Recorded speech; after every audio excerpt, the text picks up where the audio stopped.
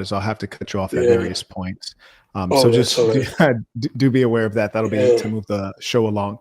So Okay, the question that's actually fine. was, Mhm. are you a Black nationalist?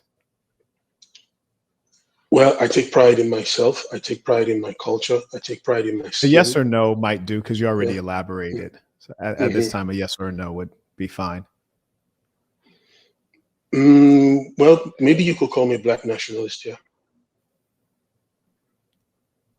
Is that a yes or a no?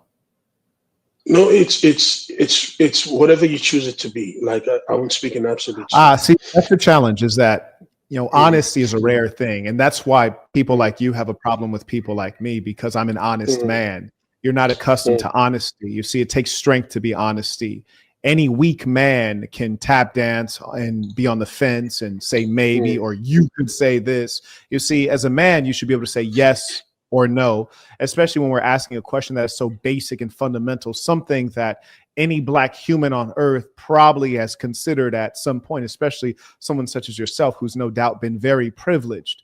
And so I'll say, no, you're not a Black nationalist. But I think that as a man, it would probably be better if you could just say it yourself when asked. I allowed you the first time to elaborate, and then you were quite verbose and you Mhm. didn't come to a yes or a no. And now you say, well, you could call me. So we'll just go with no. But I would also like to note for you and for all who would come after you that when you watch me, you're watching man. You're not watching someone that's almost a man. You're not watching someone dressed up as a man. You're watching man.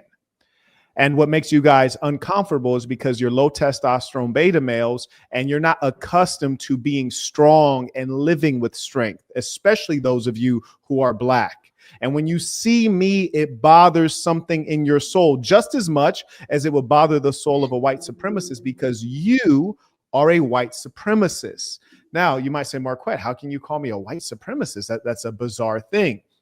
I'll tell you precisely how I can call you a white supremacist, and I mean every bit of it. And this is no particular insult to you, for you represent a type.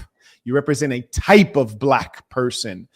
You're a white supremacist because, unlike me, the Black American, I've not had the good fortune of being born in a land where Black people come from. I've not had the good fortune of having my mother tongue being the tongue that I was brought into this world to know first and foremost. I've not had the privilege of having folkways, mores that are age old.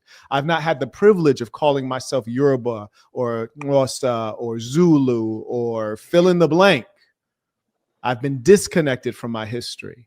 And you, who were born into your culture, decided to shed it like a cheap jacket.